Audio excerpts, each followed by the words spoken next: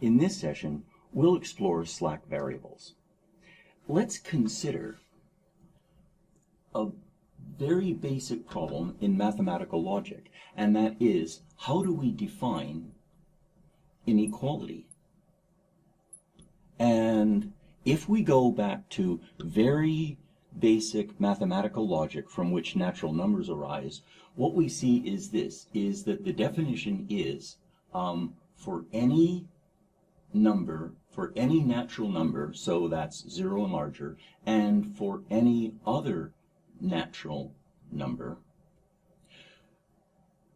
A is less than or equal to C is defined as, we say that there exists, and in optimization and economics literature, the slack variable is sometimes represented as S. We'll use the Greek letter xi. There exists a xi that is a natural number such that if we take this natural number and we add it to A, then we get C. And in economics, what we refer to sometimes is C is the resources that are available. And A is the resources that are used. And if A is less than C, an economist would say there is slack. So slack, in an economic sense, is a resource that is available but isn't used.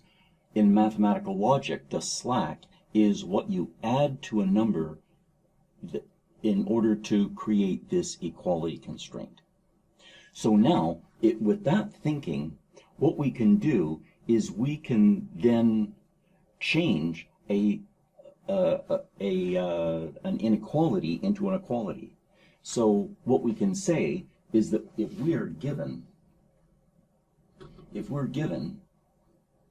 A less than C, we can instead we can say A plus some slack variable exactly equals C, and then we can say that this slack variable has to be non-negative. And in some computations, particularly in the economics optimization called linear programming, handling this condition can be a little bit messy, whereas this is an equality constraint, and then this is a non-negativity constraint. And many problems in optimization are easier to handle if we have this sort of slack variable.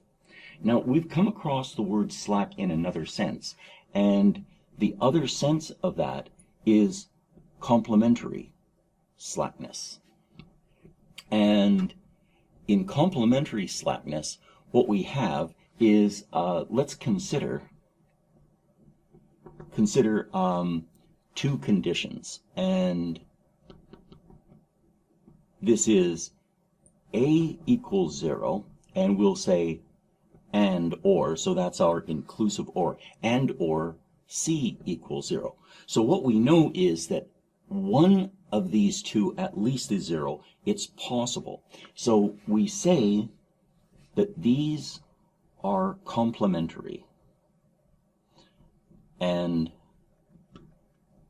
what we mean by that is that if A is equal to 0, it's possible that C is not equal to 0. And if C equals 0, it's possible that A is not equal to 0. Well, we can phrase this another way. Another way we can say it is that A is not equal to 0, we can say requires or implies that C is 0. And likewise, if C is not 0, that requires that A be 0. And this is how we can treat complementary slackness is if one of them is 0, we can't say a thing about the other. If one of them is non-zero, then that means we can definitely say something about them. So when we have one of these, at least one of these is 0, there are different ways that we can think through this, and that's how we were thinking when we looked at complementary slackness in the context of the KKT conditions.